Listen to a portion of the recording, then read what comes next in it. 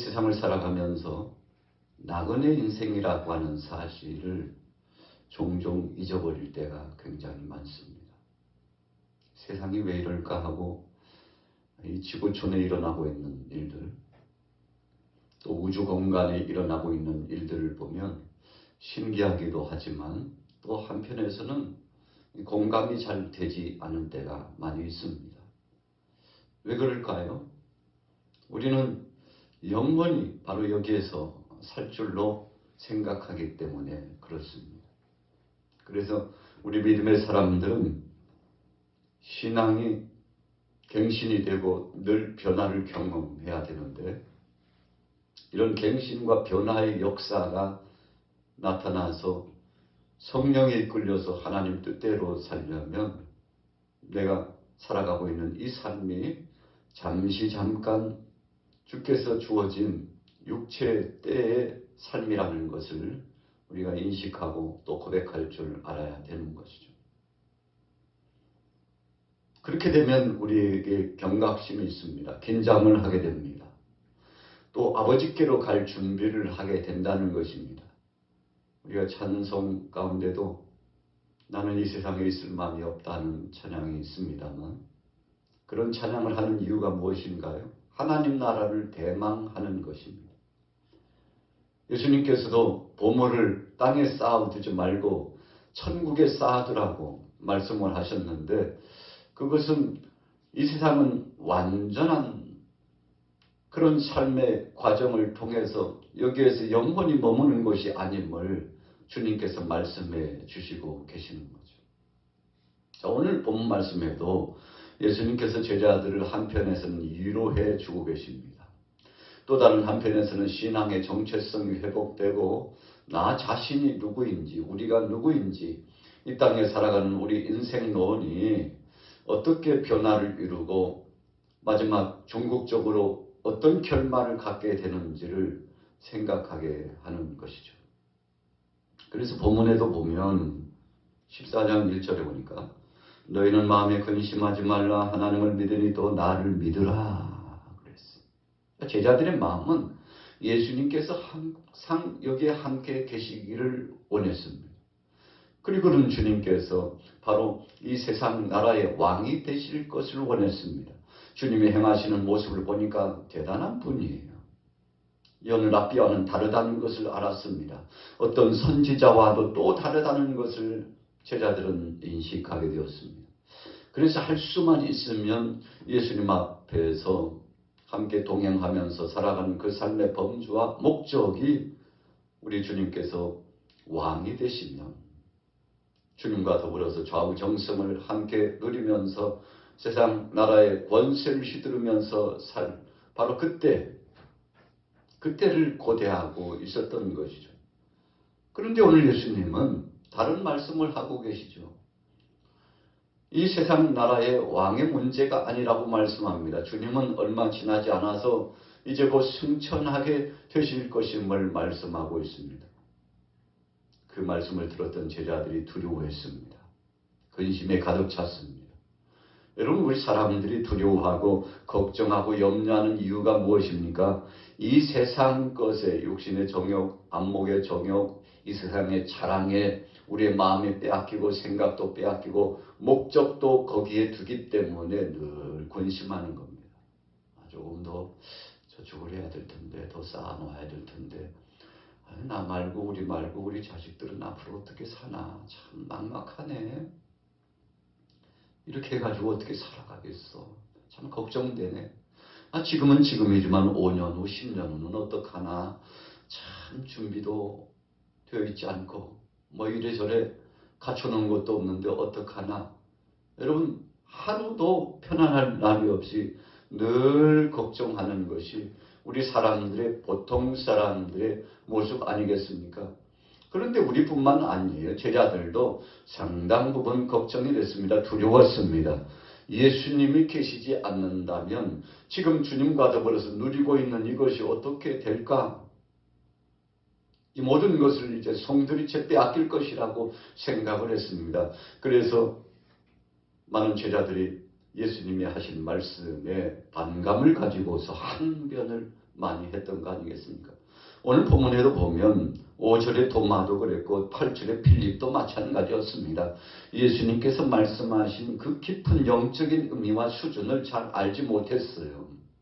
주님은 이 세상뿐만 아니라 하나님 나라가 있다는 사실을 말씀하시고 우리는 나그네 인생을 살아가고 언젠가는 종결편이 있다는 사실, 그리고는 주님 품에 안기게 되는 그 낙원 파라다이스 천국 소망의 나라, 그 영광스러운 곳이 있다는 사실을 말씀하고 있는 반면 제자들은 그런 것에 별로 관심이 없었습니다.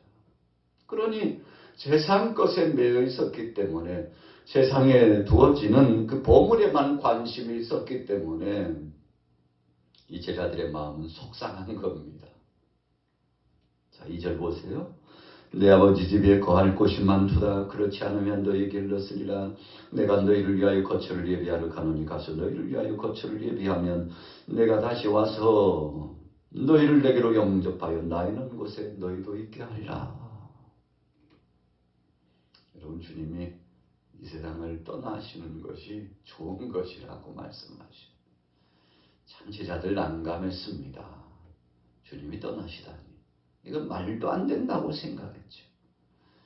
예수님이 십자가상에 못 박히셔서 죽으시고 그리고는 승천하실 또 부활의 영광과 승천의 소망을 말씀하셨을 때 수제자였던 베드로는 마음에 깊은 반감을 가지고 항변했습니다. 아니, 무슨 말씀이세요?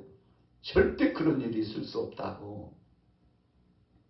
예수님께서는 수제자였던 베드로를 향하여서 너는 사탄이다 라고까지 말씀하셨죠. 사탄아, 물러가라. 너는 나를 넘어지게 하는 자로다 라고까지 말씀하시면서 강력하게 꾸짖으셨죠. 왜 그런가요?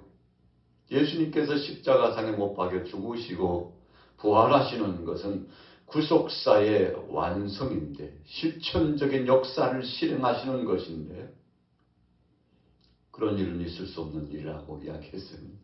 사탄 편에 서 있었다고 주님께서 저를 향해서 강력하게 꾸짖으신 겁니다. 잠시라도 주님이 기뻐하시는 생각의 범주 속에 하나님의 뜻 앞에 순응하며 나가는 믿음의 말을 하지 않고 사탄이 기뻐할, 사탄이 춤을 출 이야기를 했기 때문에 그런 것이죠.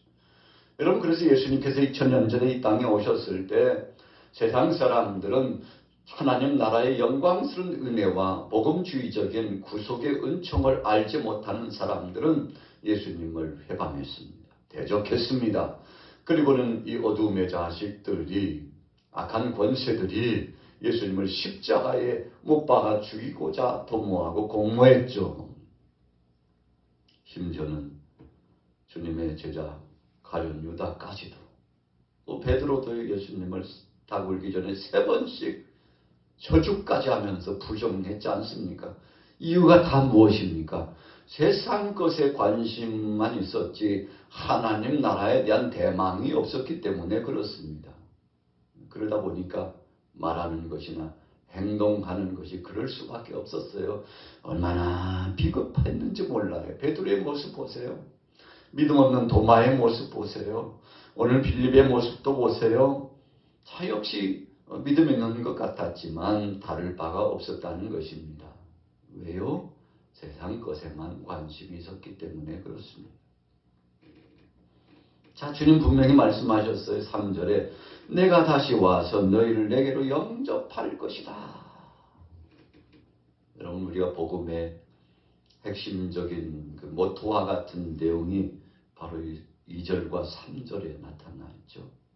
예수님께서는 거처를 예비하러 가신다고 했습니다. 오늘 저와 여러분들이 있을 곳을 준비하러 가신대요. 이보다 더 분명한 말씀이 어디 있습니까?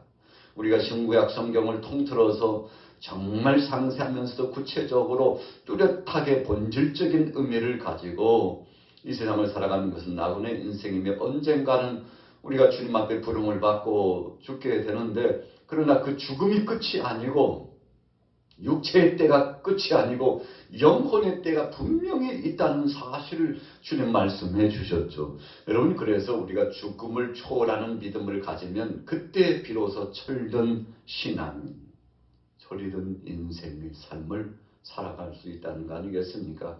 왜 이렇게 여유가 있는지, 범사에 어찌 그렇게 감사하는지, 그리고 하나님 편에서 정말 샬롬의 그 놀라운 능력을 유지하면서 하나님을 찬양하고 경배하는지, 여러분 이런 삶이 어디서부터 나옵니까? 하나님 나라의 보물을 쌓아둘 줄 알고 가장 귀한 것은 그 나라에 있다는 사실의 마음을 우리의 마음속에 품고 살아가는 거 아니겠습니까? 그러다 보니까 어찌 보면 세상 것을 소홀히 할 줄로 알았는데 그렇지 않아요. 여러분 진실로 본질적으로 믿음을 확고부동하게 이 신앙의 정체성이 회복되는 사람은 이 세상을 살아도 촌놈을 아끼며 1시간을 주고 10년을 주고 20년을 주어도 그 시간을 아껴서 주님 영광을 위하여 사람들에게 유익의 선한 영향력을 끼치기 위해서 정말 모범적이고 복되게 살아갑니다. 얼마나 여유가 있는지 몰라요. 손에 쥐어지는 거 없고 눈에 보이는 것이 없는 것 같아도 그런데 확증적이며 감사하고 영광 누리는 삶을 살아가는데 그런 여유가 어디서 나옵니까? 믿음에서 나오는 겁니다. 그래서 진정한 믿음은 주님을 앙망하되 그분을 끝까지 믿고 쫓아가는 것이죠. 그래서 오늘 21절에도 나의 계명을 지키는 자라야 나를 사랑하는 자니 그랬어요.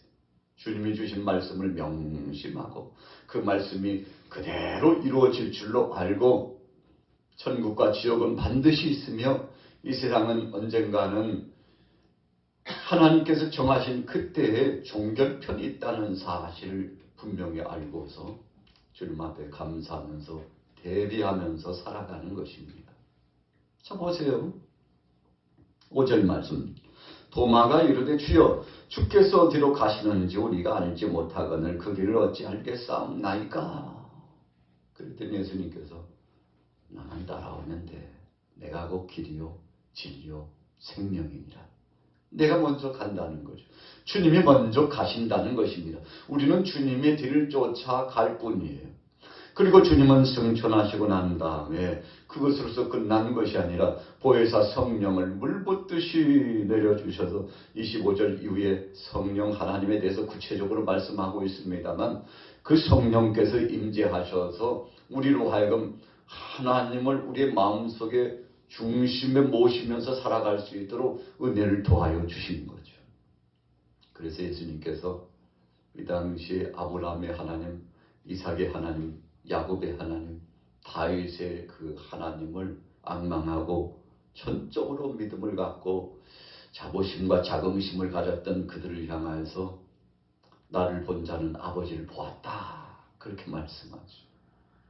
이 성삼위 하나님께서 함께 임재하시고 계신다는 사실을 말씀하는 거죠.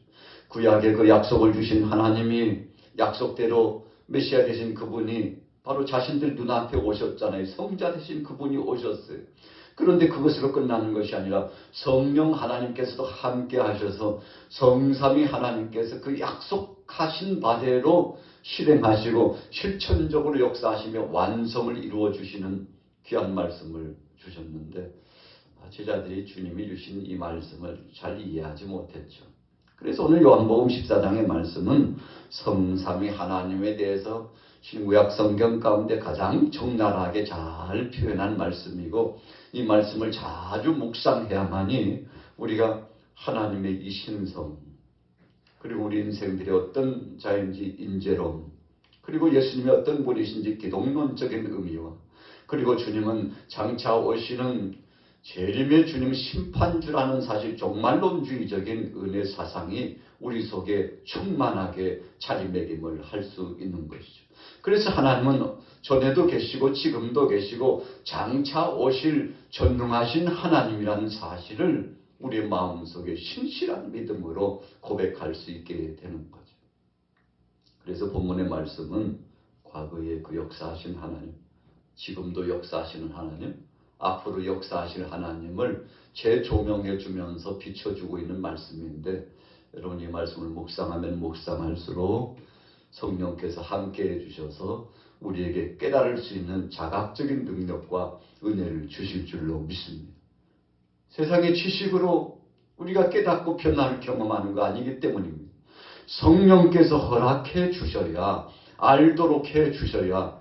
그래서 불황무식했던 베드로도 세상의 학문, 이 세상의 여러 가지 사상에 편입돼서 깊은 지식이 없었던 사람이었지만 성령님이 함께해 주시니까 천지 만물을 창조하신 그 하나님의 역사하심과 그리고 이 세상에 일어날 모든 것에 대한 확연한 답을 어떤 철학자보다도 어떤 사상가보다도 더 깊고 오묘한 하나님의 뜻을 선포하여 나타내 줄 수 있는데, 여러분, 그래서 지식의 역사의 최고봉, 총명과 지혜의 역사의 최고봉은 성령 안에 하나님께로부터 나오는 것이죠.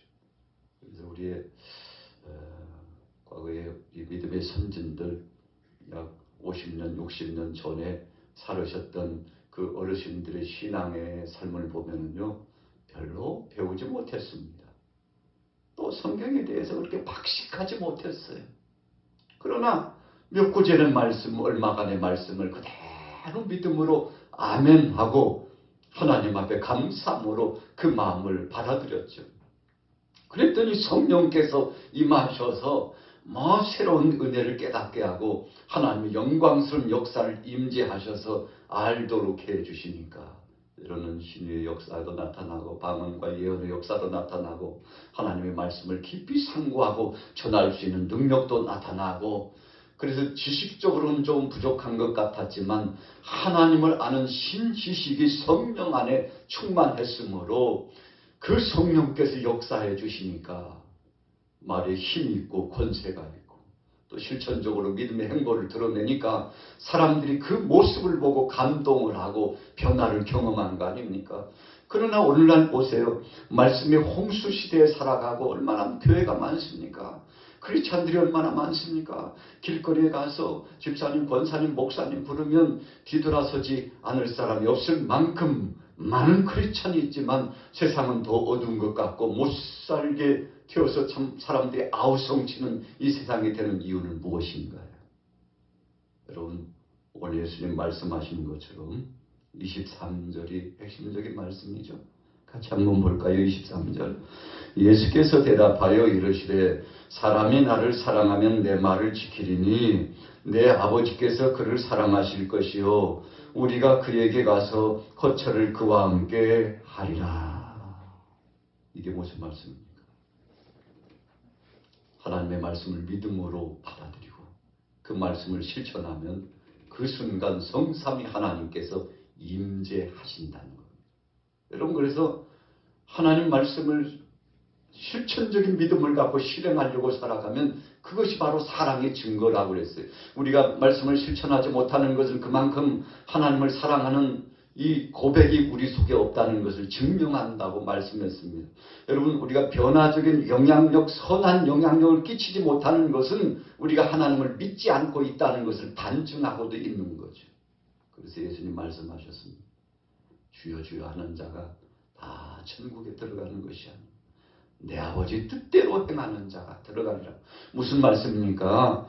실천적으로 믿음 안에 그 말씀을 실행하여 하나님이 내 안에 임재하여 계시고 늘 나와 동행하시고 일거수일투족 어디를 가든지 주님이 임재하신다고 생각하고 그렇게 믿음으로 살아가니까 두렵고 떨림으로 살아가고 세상 사람들이 볼 때에도 바로 그 사람, 믿음의 사람을 보면 하나님이 살아계신 것을 인정하게 된다는 거죠.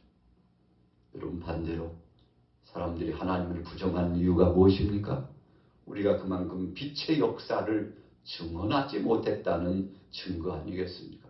하나님 뜻대로 살지 못하는 참 어리석은 자의 삶을 살아가고 있지는 않는지 되돌아봐야 된다는 것을 말씀하고 있는 거죠. 그래서 오늘 본 말씀은 다른 말로 표현하면 하나님은 믿음 가진 사람하고 일하신다. 그런 뜻이죠.